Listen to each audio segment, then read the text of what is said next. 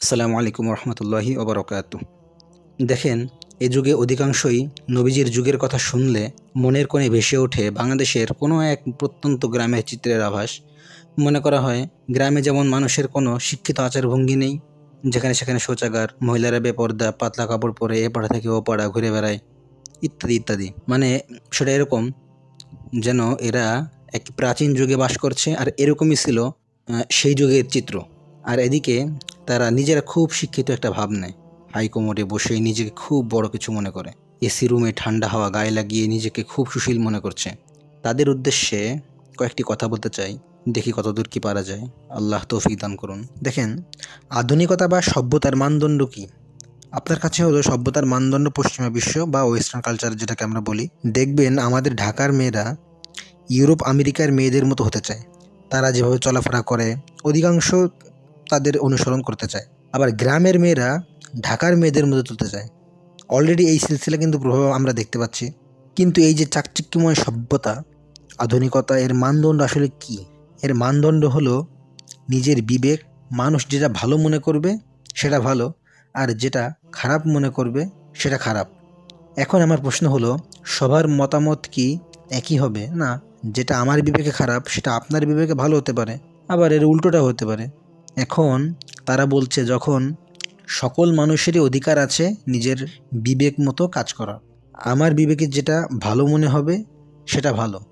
অর্থাৎ আজকে আমার মনে হচ্ছে আমি নাইট পার্টিতে যাব, তো আমার স্বামী এটাতে বাধা দেওয়ার কোনো ক্ষমতা রাখে না, কারণ আমি যেটা ভালো মনে করছি এটাই সঠিক। আজকে আমার সন্তান 18 বছর হয়ে গেলে ঘরে যদি কোনো পতিতা নিয়ে আসে, তাহলে আমি সেটার বাধা দেওয়ার ক্ষমতা রাখি না, কারণ সে তার বিবেককে এটা ভালো মনে করছে।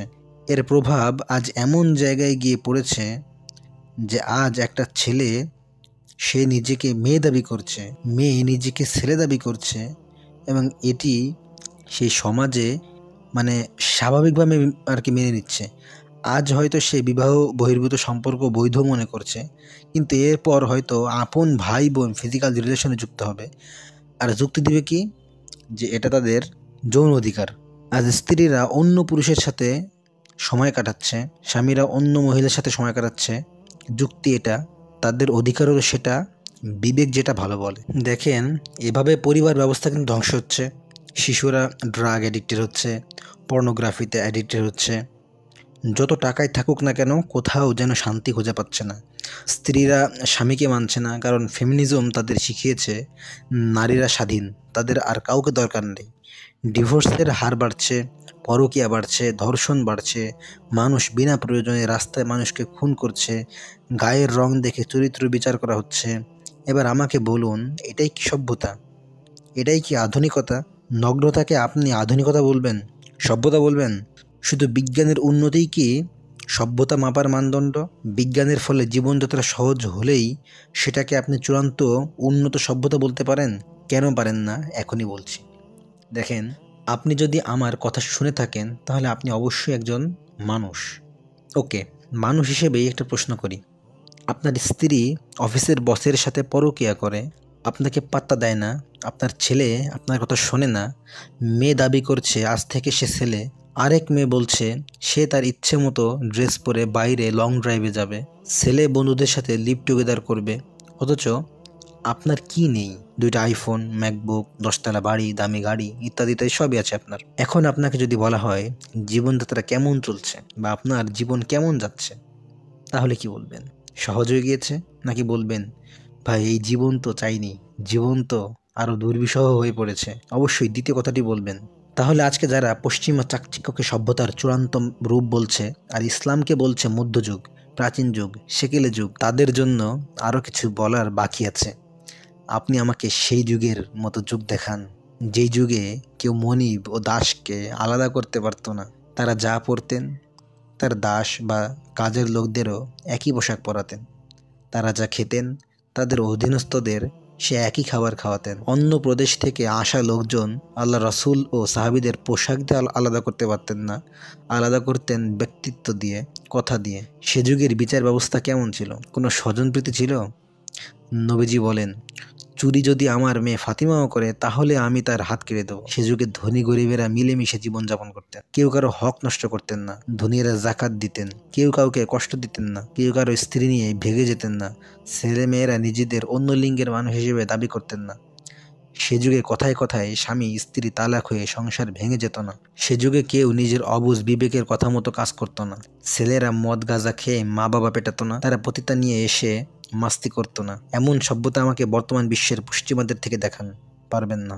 আপনি আমাকে বলবেন এটা সভ্যতা আর নবীর যুগ বর্বরতা, আর আমি মেনে নেব? এত সহজ? আজকে আপনারা বলছেন নারীদের নাকি পর্দা করিয়ে অবরুদ্ধ করে রাখা হয়েছে। বাহ, ইসলাম নারীদের কেমন অধিকার দিয়েছে সেটা পরে হিসাব করি। আগে দেখি আপনাদের পশ্চিমা নারীরা বেপর্দায় থেকে কি ফায়দা পেয়েছে। আজকে পশ্চিমে অধিকাংশ নারী পর্নস্টার হতে চায়, এটাই বেপর্দার ফল। তারা আজ স্বামীর চেয়ে অফিসের বসকে বেশি মান্য করে, এটাই বেপর্দার ফল। তারা ফেমিনিজমের পাল্লায় পড়ে বিয়ে না করার সিদ্ধান্ত নিয়ে বিভিন্ন পুরুষের সাথে রাত কাটিয়ে চাহিদা মেটায়, এটাই বেপর্দার ফল। আর সে যুগের নারীরা কেমন ছিল? আল্লাহ রাসূলের স্ত্রী খাদিজা রাদিয়াল্লাহু আনহা দীর্ঘ পথ পাড়ি দিয়ে পাহাড়ে উঠে তার স্বামীর জন্য খাবার দিয়ে আসতেন, ব্যবসার টাকা গরিব অসহায় মানুষকে দান করতেন, নিজের সতীত্ব হেফাজত করতেন, পর্দা করেই যুদ্ধে যেতেন, নিজে যেতে না পারলে সন্তান পাঠাতেন।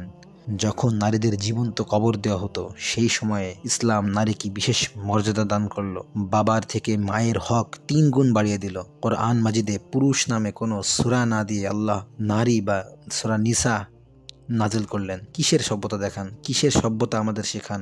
নারীদের নগ্ন করেছেন আপনারা, নারীকে সম্মান দিয়েছে ইসলাম। আপনি সে সোনালী যুগকে বর্বর বলবেন, সেকেলে বলবেন, আর আমি মেনে নেব? কাফেররা পর্যন্ত রাসূলের থেকে সমাধান নিয়ে যেতেন, একেবারেই সাধারণ জীবনযাপন করতেন।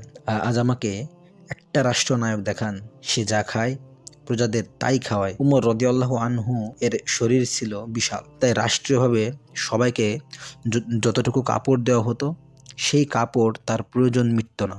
তখন একজন জবাবদিহিতার সুরেই জিজ্ঞেস করলেন যে এত বড় কাপড় কই পেয়েছেন তিনি? তখন তার ছেলে বলে উঠলেন, আমি আমার অংশ থেকে তাকে দিয়েছি। অথচ তিনি ইচ্ছা করলে কি বেশি কাপড় নিতে পারতেন না? দ্বিতীয় কথা, তিনি কেমন শাসক ছিলেন যে যে কেউ তাকে প্রশ্ন করতে পারত।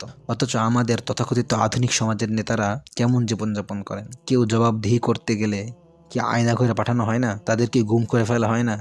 কিসের সাথে কিসের তুলনা? কোনটাকে সভ্যতা বলবেন? আসলে ভাই, নিজের বিবেক দিয়ে কাজ করলে সমাজ টেকে না। দেখেন, আমাদের বিবেক কি আমাদের সবসময় ভালো তথ্য দেয়? বরঞ্চ অধিকাংশ সময়ই আমাদের বিবেক আমাদের নষ্টামের দিকে টানে, ভ্রষ্টতার দিকে টানে। কারণ শয়তান সবসময় আমাদের মস্তিষ্কে বসবাস করে। তাহলে কেন আমরা আমাদের বিবেক দিয়ে বিচার ফয়সালা করব? সমাজে নৈতিক অবক্ষয় তৈরি হয় এর ফলে, বর্তমানে যেমন হচ্ছে। অনেক উদাহরণ তো দিলাম, তাহলে সেই যুগ কেন এমন ছিল? কারণ সেই যুগ চলতো ওহির মাধ্যমে, আল্লাহ তাআলা নিজে গাইড করতেন। সেই গাইডেন্সই হলো আল কোরআন ও হাদিস, যেটা বর্তমানে এখনো সংরক্ষিত অবস্থায় আছে। বড় বড় বিল্ডিং, সেতু, টেকনোলজির উন্নতি হলেই কি সভ্য হওয়া যায়? ইনসাফের দ্বারাই না সভ্যতা অর্জন করা যায়? সেটা তখন ছিল। যেই মদকে ইসলাম হারাম করেছে সে মদ খেয়ে সিনেমার পর্দায় যারা নোট লিখে দেয় মদ্যপান স্বাস্থ্যের জন্য ক্ষতিকর, তাদের থেকে সভ্যতা শিখতে হবে না, বরং এখানে তারাই আমাদের কাছ থেকে সভ্যতা শিখেছে।